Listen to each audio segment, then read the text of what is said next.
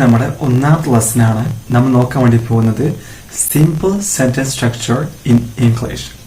Sentence structure എന്ന് വെച്ച് കഴിഞ്ഞാൽ ഏത് ഭാഷയിലും ഒരു മീനിങ് ഫുൾ ആയിട്ടുള്ള സെന്റൻസ് നമുക്ക് ഉണ്ടാക്കണമെന്നുണ്ടെങ്കിൽ അതിലെ വാക്കുകൾ ഒരു പ്രത്യേക ഓർഡറിൽ നമ്മൾ അടുക്കി വെക്കണം. ആ ഒരു ഓർഡറിനെയാണ് നമ്മൾ എന്ത് വിളിക്കുന്നത്? സെന്റൻസ് സ്ട്രക്ചർ എന്ന് പറയുന്നത്. നമുക്കറിയാം എല്ലാ ഭാഷയിലും പോലെ തന്നെ ഇംഗ്ലീഷിലും ഒരുപാട് സെന്റൻസ് സ്ട്രക്ചേഴ്സ് ഉണ്ട്. അതിൽ ഏറ്റവും കോമൺ ആൻഡ് ഇമ്പോർട്ടന്റ് ആയിട്ടുള്ള സെന്റൻസ് സ്ട്രക്ചർ ആണ് നമ്മൾ പഠിക്കാൻ വേണ്ടി പോകുന്നത്. അതാണ് SVO.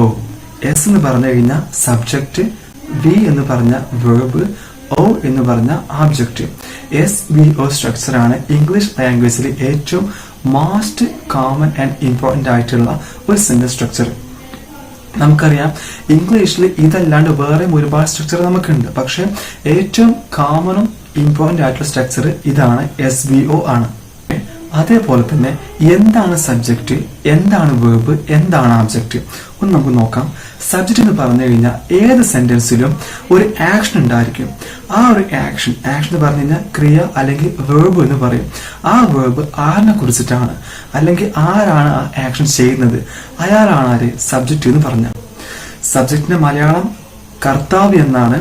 അതേപോലെ തന്നെ രണ്ടാമത്തത് വേർബാണ്. വേർബ് എന്ന് പറഞ്ഞു കഴിഞ്ഞാൽ ആ ഒരു സെന്റൻസിൽ സബ്ജക്റ്റ് ചെയ്യുന്ന ആക്ഷൻ എന്താണോ അതാണ് വേർബ് എന്ന് പറഞ്ഞ. മൂന്നാമത് ആബ്ജക്റ്റ് ആണ്. ആബ്ജക്റ്റ് എന്ന് പറഞ്ഞു കഴിഞ്ഞാൽ സബ്ജക്റ്റ് ഈ വേർബ് ആരുടെ മേലാണ് ചെയ്യുന്നത് എന്ന് വെച്ച് കഴിഞ്ഞാൽ ഈ വേർബ് കാരണം, ഈ ക്രിയ കാരണം ആ സെന്റൻസിൽ മാറ്റം ആർക്കാണ് സംഭവിക്കുന്നത്, അതാണ് എന്ത്? ആബ്ജക്റ്റ് എന്ന് പറഞ്ഞു കഴിഞ്ഞാൽ. ശ്രദ്ധിക്കുക, ഇംഗ്ലീഷിലെ ഏറ്റവും പ്രധാനപ്പെട്ട ഒരു സ്ട്രക്ചറാണ് സബ്ജക്റ്റ്, വേർബ്, ആബ്ജക്റ്റ്, SVO. ഓക്കെ, മലയാളികളായതുകൊണ്ട് തന്നെ ഈ SVO സ്ട്രക്ചറിനെ കുറിച്ച് നമ്മൾ ഒരുപാട് കെയർഫുൾ ആയിരിക്കണം. ഉദാഹരണത്തിന് മലയാളത്തിൽ ഒരു പേന വാങ്ങി എന്നുള്ള ഒരു സെന്റൻസ് പറയുകയാണെങ്കിൽ ഗ്രാമാറ്റിക്കലി ഒരുപാട് മിസ്റ്റേക്ക് നമുക്ക് ഫീൽ ചെയ്യില്ല. പക്ഷെ ആ ഒരു സെന്റൻസ് നമ്മൾ ഇംഗ്ലീഷിലോട്ട് മാറുന്ന കേസിൽ നിങ്ങൾ അങ്ങനെ പറയേണ്ടായിരിക്കുക. ഒന്നുകിൽ എ പെൻ ബാർ എന്ന് വെച്ച് കഴിഞ്ഞാൽ ഒരു പേന വാങ്ങി. ബൈ എന്ന് പറഞ്ഞ വേർബിന്റെ V2 ഫോമാണ് ബാർ. എ പെൻ ബാർ എന്ന് വെച്ച് കഴിഞ്ഞാൽ അത് ഇംഗ്ലീഷിലോട്ട് വരുന്ന കേസ് തെറ്റാണ്. കാരണം സബ്ജക്റ്റാണ് നമുക്ക് ആദ്യം വേണ്ടത്.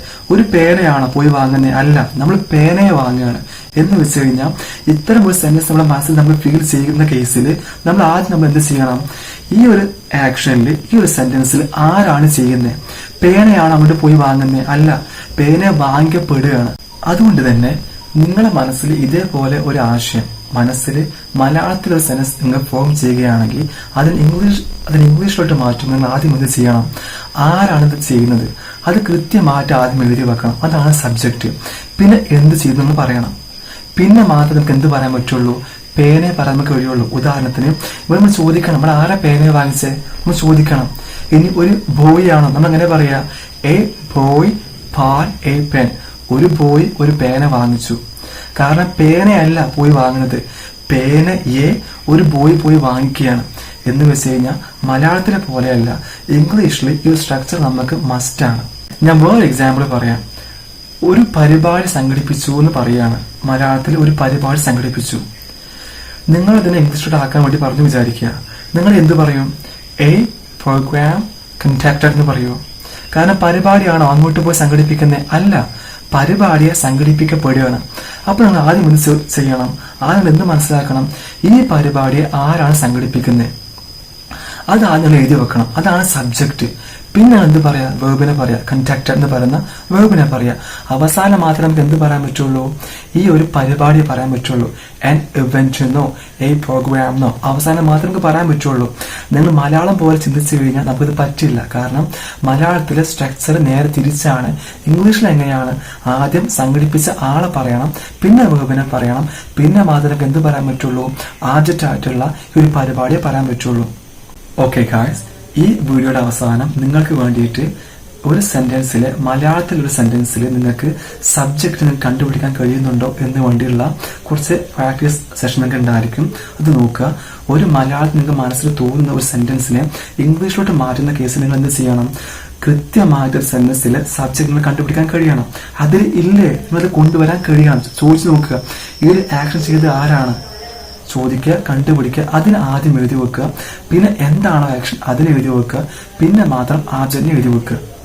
ഈ ഒരു ഗ്രാമർ ലെസണിലെ അവസാനമായിട്ട് പറയാനുള്ളത്, ഒരു സെന്റൻസിലെ സബ്ജക്റ്റും ആബ്ജക്റ്റും ഒന്നുകിൽ എന്താവാം, നൗൺ ആവാം, അല്ലെങ്കിലോ പ്രൊനൗൺ ആകാം. ഒന്നുകിൽ നൗൺ ആകാം, അല്ലെങ്കിലോ പ്രൊനൗൺ ആകാം. എന്താണ് നൗണ്, എന്താണ് പ്രൊനൗണ്, അടുത്ത ലെസൺസിൽ നമുക്ക് ഒരുപാട് ഡീറ്റെയിൽ ആയിട്ട് നമുക്ക് ഡിസ്കസ് ചെയ്യാം.